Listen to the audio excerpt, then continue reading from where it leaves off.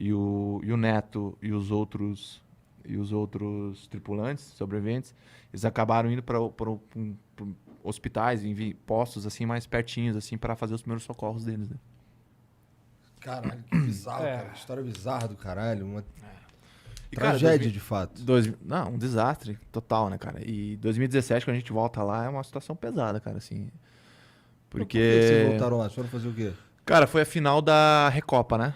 Recopa, isso. Foi a final da Recopa contra o Atlético. E eu não queria voltar pro local do acidente, né?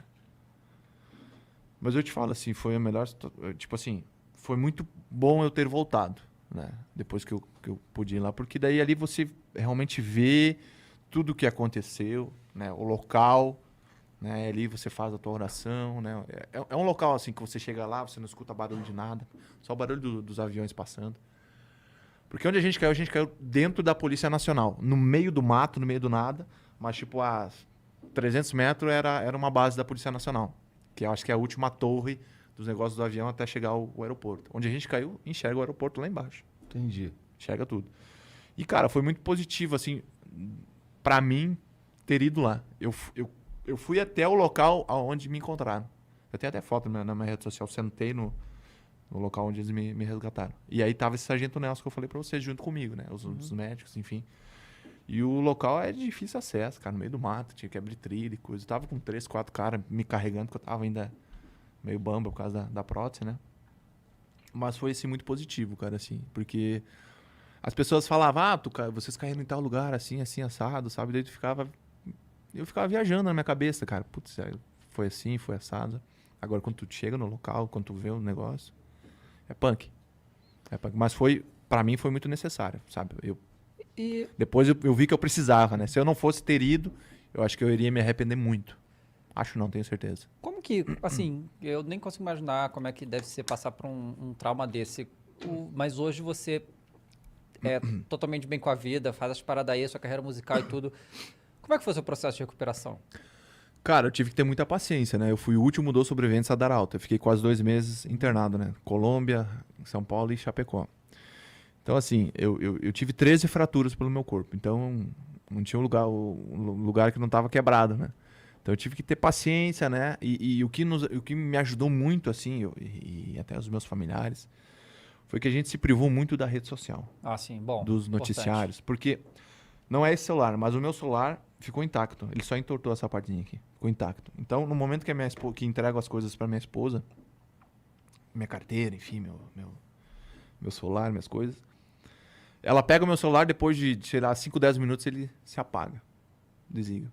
Aí ela me perguntou, né? Se depois que eu acordo como, ela me perguntou se eu queria que fosse ligar o celular. Eu falei, não, deixa carregando aí. Então eu fui ligar meu celular depois de 20 e poucos dias do acidente. TV eu não olhava. Tipo, noticiário, nada. Então ali a gente se preocupou 200% na minha recuperação. Tanto eu, tanto os meus familiares, que eles estavam, meu pai, minha mãe e minha esposa foram até a Colômbia, né? Então ali a gente focou muito nisso, né? Isso me ajudou bastante, porque da porta pra fora eu não sabia praticamente nada. E tipo assim, na Colômbia ninguém nos visitou, né? Em São Paulo eu recebi uma visita só. E Chapecó, claro, eu recebi outras visitas, mas só de pessoas mais próximas, né? Então as pessoas que entravam ali para me visitar, para me ver, elas já estavam orientadas a não falar nada, porque os enfermeiros, os médicos sabiam que eu não ia falar nada. Se eu fosse falar alguma coisa, seria para meus pais ou para os médicos. E foi isso que aconteceu. Dei tempo ao tempo e com o passar dos dias eu ia falando algumas coisas.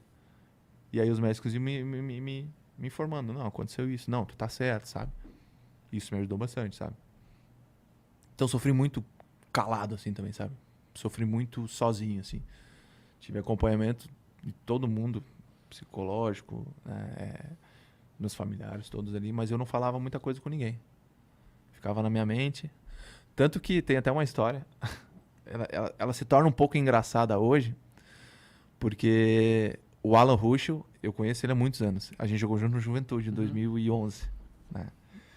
E aí, eu queria ver ele queria me ver. O Alan foi o primeiro dos sobreviventes a dar alta da UTI para ir pro quarto. Né? E quando eu acordo do coma, naquele mesmo dia eu recebo a notícia que o Alan não ia voltar a jogar futebol. O Alan ia ficar numa cadeira de roda, porque ele tem 8 ou 9 parafusos na coluna.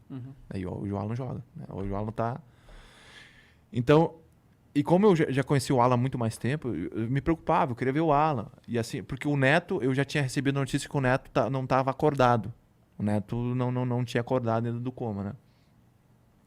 E o Alan também queria me ver. Então, quando o Alan vem me ver, ele tem uma história assim que até eu conto muito nas minhas palestras em relação a isso, porque eu tenho uma foto até, uma foto que fizeram eu e ele. Eu tava com o cabelo rapado, tá na zero, assim, porque eu tive um corte na cabeça, deu 42 pontos na cabeça. E o Alan perdeu 9 dentes da boca. E aí o Alan veio de cadeira de roda, assim, com a enfermeira. Eu não conseguia me mexer, então eu tava sentado, deitado, né? Não me via, enfim. Aí botaram o Alan na minha frente, assim. Aí a primeira frase que o Alan falou pra mim, ele olhou pra mim e falou assim, mas tu tá feio, hein, Foma? A primeira frase, cara. Então, eu conto isso porque, cara, nós tava, como diz o gaúcho, nos pés da égua, né? E, cara, e tirando sarro um com o outro. E ele tava de máscara, porque ele tinha perdido 9 dentro da boca, né? E eu sabia disso, né? Os caras já tinham me falado. E eu falei, meu, olha tu veio botar essa máscara aí, tu tá sem 9 dentro da boca, meu, tu quer falar o quê? Então, tipo assim, aquilo nos ajudava, querendo ou não, nos ajudou muito. Né? E quando ele entrou e falou isso, eu falei assim, e outra coisa, ó, eu não quero saber nada do acidente, tá? Eu falei assim pra ele. Porque o Alan é muito de contar, o Alan é um cara... O Alan também tem uma cabeça, assim, sensacional em relação a isso, às dificuldades, né? E ele sabia muita coisa, né? E eu falei assim, ó, não quero saber de nada, não quero saber o que tu sabe. Pai, meu pai tava junto. Pai, não quero que vocês fiquem conversando. E o pai, não, fica tranquilo.